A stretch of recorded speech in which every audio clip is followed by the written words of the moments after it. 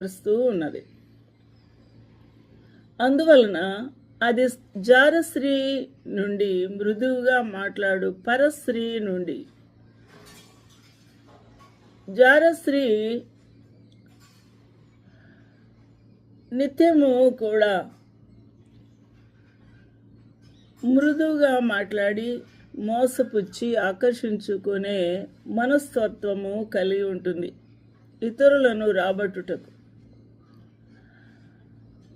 తన యొక్క మాటలు మృదువుగా తీయగా ఇష్టముగా మాట్లాడుతూ ఉంది.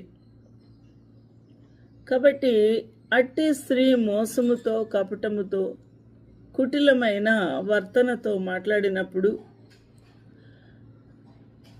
విన్న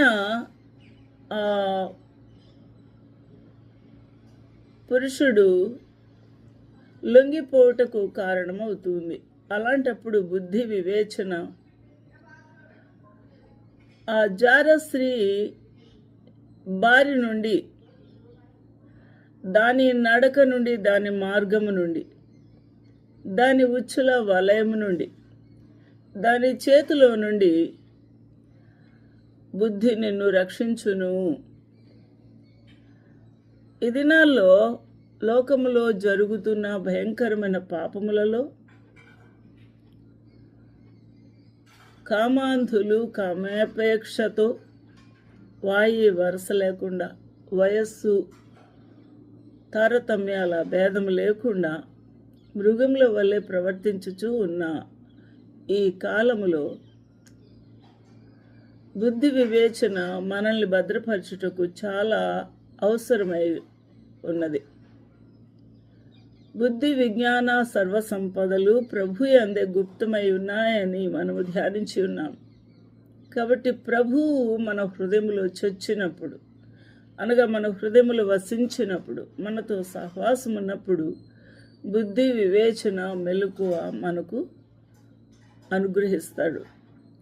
కాబట్టి అట్టి స్త్రీ తన యవన కాలపు ప్రియుని విడిచినది.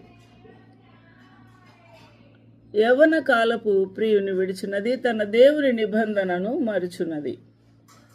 అట్టి బారి నుంచి ప్రభు మనల్ని తప్పించాలని వేడుకోవాలి.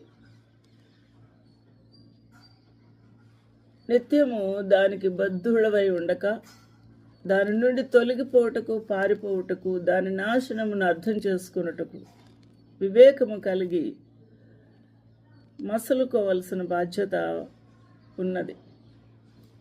ప్రభు మనకు సహాయం చేయనుగాక.